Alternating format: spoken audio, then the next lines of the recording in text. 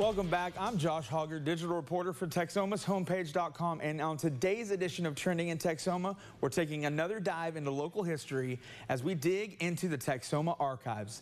Now, this is our second entry into this series that's being written thanks in a large part to a local historian and author named Julie Coley.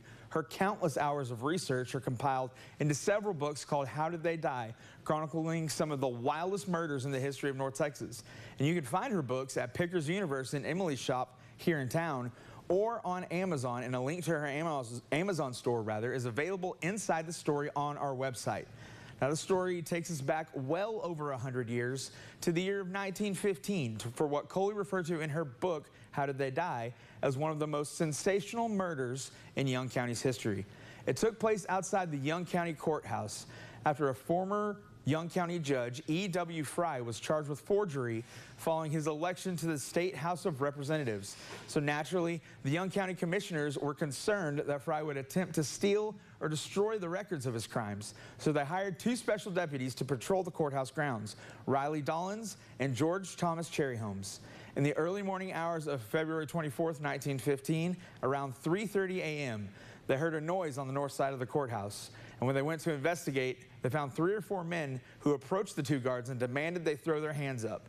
Now, according to one account, Cherryholmes responded, "I'll never throw up my hands," and began shooting. A volley of gunfire erupted from both sides, and after the smoke settled, 3 men were wounded, 2 of the would-be courthouse burglars and Tom Cherryholmes, who was shot in the stomach and eventually died later that afternoon. It was later revealed that the group of men consisted of the former judge himself, along with his brother, E.W. Fry's brother, Pete Fry, who was wounded in the shootout, and Pat Carlton, who was killed in the gunfight, among others. Now, that trial was quickly relocated to Wichita County, where the jury returned a verdict of not guilty after only 25 minutes of deliberation, acquitting Judge Fry and his co-conspirators of killing Cherryholmes.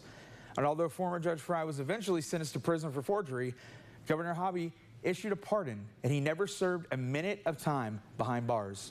The justice was never served for Cherryholmes, who was a well-respected community member, but he never was forgotten by the people of Young County. A monument was erected on the south side of the courthouse, and it reads, "In memory of Tom Cherryholmes, who died defending the records of Young County." And there's plenty more details inside the story over on Texoma's homepage, including testimony from the trial and more information on the charges against that former judge. Now, of course, you can find all the stories that are currently trending in Texoma over on our website, Texomashomepage.com. Make sure you're following us on Facebook, X, and Twitter to join in the conversations. And if you want to see the stories that matter most to you first, make sure that you have our app. Just search for KFDX in the App Store to find it.